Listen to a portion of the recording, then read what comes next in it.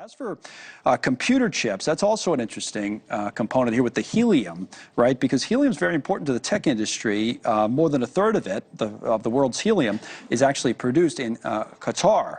But operations there have been on hold after their facility was hit with an Iranian drone. So just a small kind of taste of things as Doug Flynn joins us, co-founder at Flynn Zito Capital Management. And yesterday, Doug, we were talking about it. I think you said something to the effect of it always comes down to duration. Like, we know this is an issue, but how long? And now with this back and forth, there's some thinking that this is an indication it might actually drag on longer or take longer to come back from, that they're hitting these facilities.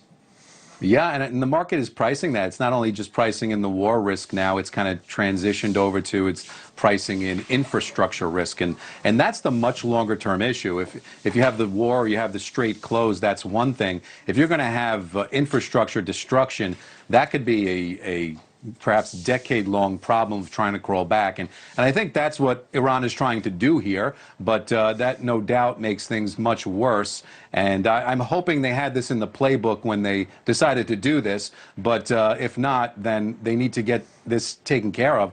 That is going to have a much longer-term impact than, you know, if we open up the strait, things get back to normal. Well, we have to have all these things working for that to get all the way back. Otherwise, you're going to see it in all the things that you just mentioned.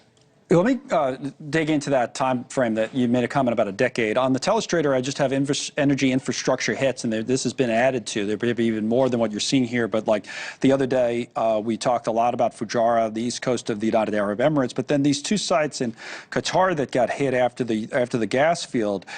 So your point is when these, you know, it's one thing to take a facility offline, right, because you're afraid, which is what we were seeing when I was in the UAE last week. People were telling us, like that petrochemicals executive said, oh, I got to take stuff offline. You can bring that back. It would take weeks. But your point is if it gets hit, it takes years? It depends. It depends, you know, how much of an impact it's been and how many refineries and ports and everything have been taken out. What does it take to build that back to 100% of what it was? I mean, I think one of the things that probably should be done is perhaps on the way down from $100 a barrel back down to 65 one day again, maybe they take $2 or $3 a barrel and put it into figuring out a way to get 100% of the oil to not have to go through the strait. Perhaps that's something of a long-term plan that we can do. But we don't get any of our oil through there, and I know we're not paying as much as maybe the Europeans will. Certainly people in Asia will, but we're still, you know, there it is. Gas prices are still up here, and it's not really, quote-unquote, our problem, but it's our price problem.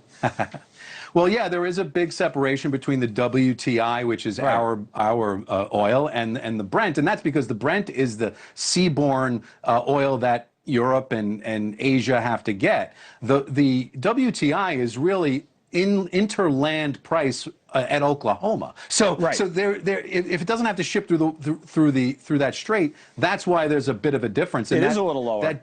And by the way, there's another, it's not really like the main benchmark, but there's something called Dubai oil, which a lot of it goes to Asia.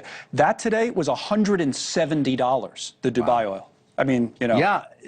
It doesn't surprise me that where there's more risk that they have to pay up for that security of getting it delivered, and we don't have that. Of course, it's a global product, so there's going to be impact, and that's why we're a little bit more insulated. But so the Brent is acting like the world's fear gauge, and WTI is telling you, hey, the U.S. is insulated, but not entirely, and that's the way to look at it. But you're going to have these downstream effects, and if things are destroyed, it doesn't come back tomorrow. It can take some time, and then it has to get all the way back to the production, so and the distribution. So that's the bigger concern here if this goes longer and escalates in that way. All right, I got to get back to the region, see if anything else has happened there. Doug, thank you. Doug Flynn. First.